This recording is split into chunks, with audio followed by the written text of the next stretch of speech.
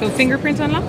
Yes. I'll show you this since I have mine set up on this already. Okay. So it takes 8 copies of your fingerprints. You have And to swipe it 8 times? You swipe it 8 times the first time you set it up. Okay. For initial setup, and it takes a backup password. And then what you do is you take your finger and you slide down along here. You can also put in an alternate password if you want as well. Yeah. The idea is that when you're sliding, you're not leaving a copy of your fingerprint on the screen, which is much more secure. If we go in here then, into apps, we have S-Health is another idea we have here. So there's a heart rate monitor built onto the back of the device. Yeah. You can see here. It's just built over the top here. That gives you a live reading like now so we can see. So, yeah, do you want to try? My heart rate is No, quite high, as you can see yours. from earlier. Mine's probably, I just ran across here and Mine is ridiculously high as well. It's the nerves. So you press start. You're going to hold your finger loosely over the front here. Okay. And now you have to be silent when it happens and you're not supposed to move. 125. I'm doing great. No need to be nervous. You're fine. Okay. I think it's the waiting, the anticipation and all that. So you also have the pedometer is built in as well. Okay. And the idea is that you can measure everything together, including your heart rate. And it works particularly well with the Gear Fit. So the companion itself, if you are Ladies and gentlemen, please join us upstairs in the Unpacked Lounge, where refreshments and a light buffet is being served. The other thing then we got have... no refreshments here? No, we don't, in case anyone spills any. Oh, that's a good point. We have the camera here. So when you open the camera here, you have 2 options, okay? So you have HDR mode. And HDR mode will actually allow you to preview HDR as you're taking a picture while still improving the HDR. It also takes 1 picture instead of the 2 contrast pictures that it would have normally taken together. So it's a lot quicker then? Much, much faster. The other thing that it has, you have the live preview and it's available in video mode, which is something that was never there before, which is brilliant. The other one then is selective focus. I think this is one of my favorites. So with selective focus, what it allows you to do is pick 2 areas that you want to zoom in on. So if I pick one area, what it allows me to do when I capture the photo, it takes the 2 pictures. Unable subject not detected. 1 second now, and I'll pick something. And I take the picture. It processes. So it's taking 2 photos, and what it allows you to do is once the photo is taken, I can go into the gallery here, and it actually allows me to edit every time. So I can pick my near focus or my far focus, depending on what blurred image I want. You see what I mean? You can also have pan focus as well, which knits the 2 together. So it takes 2 photos. One photo is one at near focus and one at far focus to allow you to choose whether the close-up or the background is going to be blurry. So depending on what you're looking for yourself, it's kind of... So other features we have then, one of my favourites is actually, it's a power saving mode called emergency mode. Yes. You probably saw it out. If we go into safety. Does this kick in automatically at 10% or do you have to turn it on? Or? Ultra power saving mode kicks in at 10%, but safety assistance is actually emergency mode. So we were looking at the difference between these a while ago. Emergency mode will automatically send your GPS location to you in case of emergency contact. So the idea is that you are going to put it into power saving mode if you are in trouble.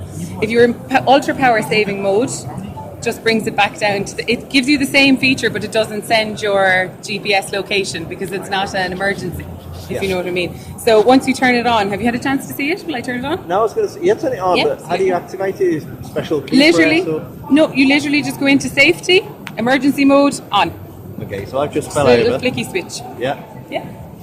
Well, no, emergency mode, if you were stranded somewhere where you didn't have a charger and you didn't know how long you would be there for, it will turn 30% battery into 8 days use. Yeah, intermittent use. Now that's not you on the phone for 8 full days. if I fell over on my skis somewhere up a slope. Exactly. So what this will do in emergency mode is it's going to send my GPS location to somebody. What it's then going to do is allow me to use my 30% battery, say it's at 30%, for up to 8 days, which is absolutely incredible for a phone. So you can see it goes into black and white mode and it allows you to pick and choose. So these are the only 5 things you can do in it. However, you still have quite a lot of functionality. So you can make a call, use the internet, share your location. The torch is on the back there if you need it. Yeah, so... An emergency alarm if you are stranded somewhere or can't talk. So that's our emergency mode here, and then it's very easy to disable emergency mode. So that's turned off everything by the looks of it, the Wi-Fi, It will disable everything for you. However, if you press into internet, it will then connect to the internet for you. So it's not like you don't have connection to an internet there. Yeah, exactly. So it's not looking for push data all the time, which is how you're getting a much, much longer battery life out of it. Other features then, I showed you the fingerprint unlock. Yeah, let me see. Is there any other features they went through outside that you'd like to go through? So, I mean, kids mode, it is IP67 rating, so it is Yeah, have dust you got water some water we resistant. could test? I don't, I know. That's why it's How far and how long? Is it like times on it? It's the IP67 rating, sorry, That's all right. Thank you. the IP67 rating set. I think that's nearly 100% dust and water resistant, but I'm not sure for how long or how deep, unfortunately. That's right. So the Sony one was advertising like half an hour at 1.5 meters. I don't know if And that they're was on the an standard. they're I think on a- that's the same. Is it a I don't know if that was the standard one. perhaps, yeah. So you'll notice at the bottom it's actually using USB 3.0 for faster transfer speeds, but it is still like the Note 3, it's still adaptable to the micro USB if you want to use that as well. And then that's why you have the cover on the charging port at the bottom now as well. It's still for the charged water like bottle. the Note. It charged like 80% in the first short time, and then the Note charges really quickly most of the time, and then the last 20% slower. I'm not sure of that one now, to be honest. We didn't go very deep into the battery. They just told us that it is a 2800 milliamp So battery. I've seen on the Note 3, that same type of USB charger, when you plug it in, it will charge from 0 to Oh, 80%. smart charger, yeah, sorry. in like Yeah. an hour, and then the final 20% will take like another 20 minutes. No, I think it's 20 to 40 minutes. Yeah. It's the idea is because the voltage is higher in the plug. Yes. Yes, charge. slightly higher. It's cool. The last one then, kids mode, and I was absolutely delighted to see kids mode on this because kids Yeah. mode is one of my favourite things. I'm going to say I need that. I don't know if you've ever seen the Tab 3 Kids 7-inch. No, not we haven't actually held on to it, but we've seen it. So if we click into kids mode here, what it does is brings up a very kind of child-friendly UI. Nice. You can make different things available. So one of the things that's available is the camera mode. And what the camera allows you to do is like put mustaches on people and Oh, does it do that live? googly eyes and see Can if you we do that on a selfie? see if we Try it on can. me. Will we try it There we go, on? let's try it on Dan. There we Oh, go. that's epic. You see, as I move around, it moves around with the. So I could change that there, and I'll put on sunglasses instead. I'm going to Cool, see this isn't now. it? So that's a bit of fun for children to have with the camera when they're taking pictures. Yeah. The other thing that you can do then, so there's full parental controls. Obviously the user interface here is great fun, so they can mess around with the characters and things like that. But if we go into parental controls, Ladies some and of the great gentlemen, things that we have here, upstairs in the unpacked lounge. if you go into activity, the first thing it'll do is it will monitor how much your child is using different applications and what they're using so that you can make sure that they are using the things that you want them to. And that it's productive, of course, so that they're learning. You can also set a daily playtime limit. So when you activate this, you can set up to 180 minutes. And if you set 30 minutes, after 30 minutes the phone shuts down, they need the PIN number to continue. So it just means that you're kind of monitoring what they're doing. That's nice. If they refuse to give your phone back, like, no, it's mine, and run upstairs. Let 'em. Fine, let them go upstairs. It doesn't work after. That's good. Applications. So if I go into now we have no applications downloaded onto the phone at the moment as it is. So if I was to download, let's say, chat on Samsung apps, Samsung apps is already on it, but let's say Angry Birds, and I wanted to make that available to my child, I can tick Angry Birds here, and that will make it available under the kids mode application because I've decided that it's okay for my child to use that. The other thing then, you have just general settings, things like that you can use. You can change the PIN number and stuff like that, so you can look at the last 30 days or the last 7 days.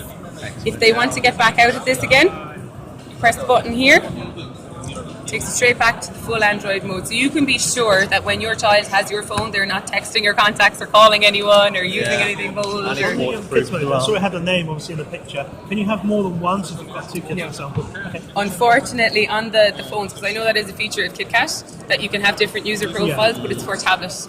And unfortunately, under kids mode, there's one. However, you can make different things available, and it's very, very easy to change what is available and what's not. I suppose it could just be a software update in the future if it needs to be. Exactly, yeah. Now, is there anything else that you'd like to see on it? Or, now, I know with S Note, there is full S Note on it this time. So they've gone with the full S Note feature, and it's also, it works with the C-Type pen that came out, which is one of my favourite things. So yeah, have you ever tried S Note? Want to give it a go? I've used it on the Note 3. Yeah, so you have handwriting to text now, and because you have the likes of the C-Type pen is working with it, you get way more functionality out of it. Okay. Now, do you want to try out any of the features yourself, or? I don't think, have we got any more features that we Cameras can't are covered, remember? batteries are covered. Battery, yeah, so the Automatic safety is system. great, yeah. Yeah, they're the big USBs anyway at the moment, but the camera I think is absolutely fantastic. So it's a 1 in 2/8 sensor, size sensor, and it's BSI CMOS. that we would put into all of our devices anyway.